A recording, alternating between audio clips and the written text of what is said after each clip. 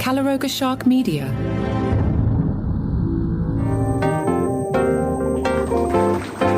Hey there, I'm Johnny Mac with your daily comedy news, and apparently Nikki Glaser has imposter syndrome. She says, I think, who did I trick?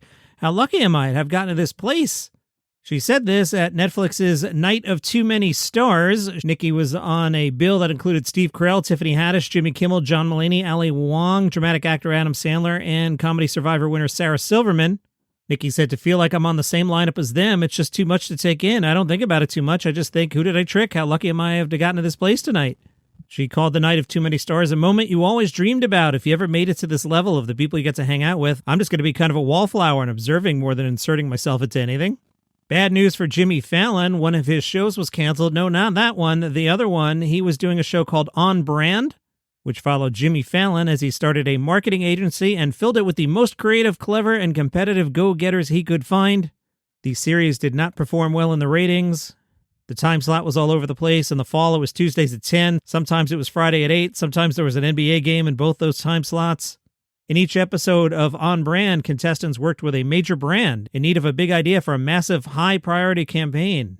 The sales department liked the idea. Jimmy Fallon had told a panel, it's so beyond product placement, we're giving you 40 minutes as opposed to a 30-second spot. I'm talking about your brand for a whole hour. Well, that didn't work, but better news for Jimmy Fallon. NBC announced a series order for Wordle, a game show based on the popular New York Times game puzzle. Jimmy Fallon will be the executive producer. Today's show host Savannah Guthrie will host the show. Jimmy said, I feel very honored to be working with Savannah Guthrie on the show. Savannah has that rare combination of intelligence, charm, and warmth that makes everybody feel instantly welcome, and she obviously knows how to host a show. And in a really hacky statement, when I emphasize words there in caps here, it was a nod to Wordle having 5-letter words. Jimmy said, I am super proud and happy, and I think we developed a solid gamer for prime time. Yikes. Jimmy Kimmel will host Who Wants to Be a Millionaire? It will return for a 5th season Wednesday, July 22nd at 8 o'clock. I'll be at volleyball. It's Celebrity Millionaire. I hate the celebrity versions. I get it, but I hate the celebrity versions. We'll see if Jimmy winds up taking the summer off or if he takes my advice and stays hosting Jimmy Kimmel Live himself to capture some of the soon-to-be-displaced Colbert audience. So we're going to talk about that this week. Yahoo wants to see Jelly Roll at the Netflix as a joke comedy festival. Jelly Roll asked the crowd to put the phones down. Why? He wanted to tell some dirty jokes without videos ending up online the next day, or worse, getting him canceled. The person from Yahoo was there, said when I put my own phone down and looked around, I didn't see a single one in the air. Now, I personally haven't seen any Jelly Roll clips, not that I looked. We are told, while making his stand-up debut, Jelly Roll seemed a little unsure, a little wired, his hands visibly trembling as he gripped his notes. He joked, I think the last time I was this nervous, I was in front of the parole board. He joked about his weight loss journey and how that has changed his approach to intimacy, saying for a long time he really only had one move, which was lay and pray. This joke's pretty good. You know how hard it is to write a country song and rhyme the word Ozempic? I'm from a competitive family. My mother was fat, my father was fat, my brother was fat, and I made it a point to be the fattest. Yahoo says it wasn't perfectly polished, and that was part of the appeal. Jelly Roll never pretended to be anything other than exactly what it was in that moment, a first-timer figuring it out on the fly. He told the audience I wanted an opportunity to show people that I don't take myself as serious as the music would assume.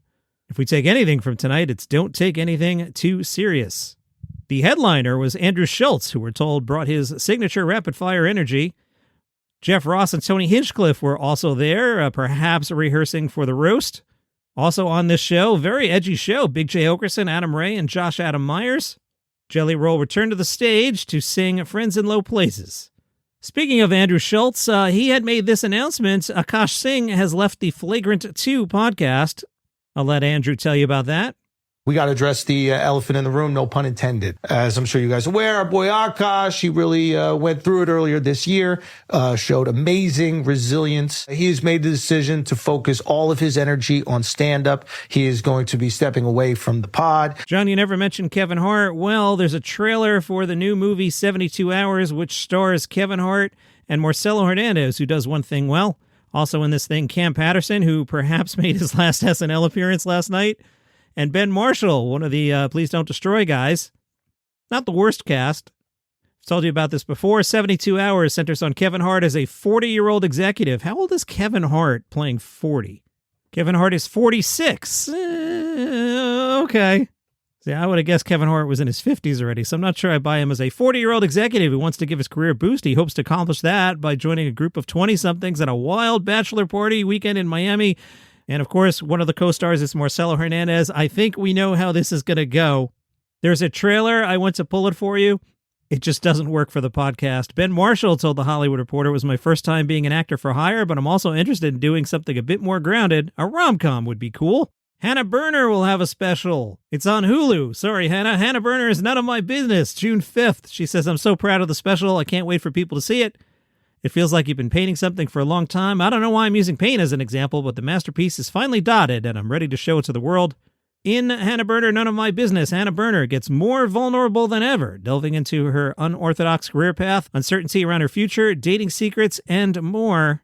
She told Variety, what's crazy about stand-up is after my first special, which I love so much, you then start from scratch. It feels like you won the Super Bowl, and then you have to learn how to play football again. When the tour was done, I booked a ton of clubs where I just went on stage with a notebook and basically read off my premises, so everyone knew I was working on material, and I literally was like, is this funny? For my sophomore special, I'm so proud of it because you're better at writing, you're better at performing, and it was a slow process of just trying out new jokes. And once I felt like I had the hour, I was like, we're ready for theaters.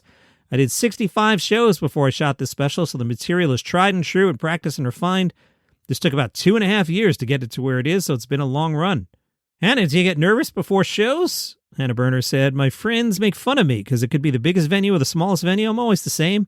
You have to be funny, and if you take yourself too seriously, it's so hard to just turn that on once you're on stage. My green room is very relaxed. Me and my openers are just laughing, joking. I'm online shopping. I'm scrolling through TikTok. I'm on the phone with my husband. It's very chill. And it's a lot of me being tired and then knowing when I get on stage, the audience is going to inject my veins with energy and I'll be awake again. It's a lot of plain sleep, perform. When it comes to filming, I do get nervous because on stage is this live, beautiful experience. We're just in the moment. With filming, it's there forever. There's so many logistics and so many moving pieces. I had the pleasure of working with Carol Burnett one time. I have this little list I've been making as I remember these random things of celebrities that I've met. I have to add Carol's name to it. Carol told People she taught herself slapstick comedy. Carol, who is 93, said, I taught myself. I just learned that you don't stiffen up when you're going to fall down. I remember when I first got on the Gary Moore show, we did a sketch. That's from 1959 to 1962. Wow, we did a sketch where I had to jump out of a window. I said, sure, because I wanted the job. I landed on a mattress and stupidly said, thanks. I just thought I was going to go splat. She remembered Jerry Lewis asking her, are you sure you know what you're doing? Because Lewis did the same kind of pratfalls. She said she was able to embrace physical comedy because of the way she grew up. I used to fly kites and roller skate up the sidewalks. We would climb the Hollywood sign with the neighborhood kids. The boards were rickety and you'd get splinters, but at the top you could lean over and just look in Hollywood. I feel like I've lived a charmed life with so many coincidences that have happened. I am thrilled. As I reflect, I'm lucky that I got to work with Carol Burnett for an hour one time. The Toronto Guardian does this wonderful series where they talk to local comedians. They spoke with Toronto comedian Tyler Morrison, best known for his sharp-tongued, darkly funny, and unapologetically blue-collar style. He says his style is a mix of dark and blue-collar comedy, so maybe he has invented dark blue-collar comedy. Run with that, buddy.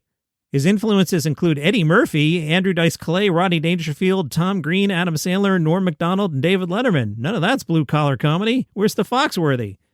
Who was your favorite comedian growing up? Chris Rock. Who's your favorite comedian now? Doug Stanhope. I'm not sure this is blue-collar comedy in the Foxworthy sense of things. Maybe we should use, like, working man comedy or something? Tyler Morrison says, Doug Stanhope has a large volume of consistently funny top-tier material, is one of the best to ever do it. Stanhope is fantastic. Louis C.K., Dave Attell, and Mike Wilmot are pretty hard to top, and I always enjoy stand-up from comics in my own generation, like America's foremost political journalist Andrew Schulz, Shane Gillis, and Adrian Appalucci. What is your pre-show ritual, Tyler Morrison? He said, work out during the day, have a mid-afternoon meal, and try not to drink more than 4 beers before the show. He needs to take Johnny Mac's advice, which is 2 beers, not 8, always. And that is your comedy news for today. We got a big week coming up. It's the end of Stephen Colbert's Late Show, or the end of the Late Show period. I assume we'll see more Stephen Colbert. You know what I meant. All right, see you tomorrow.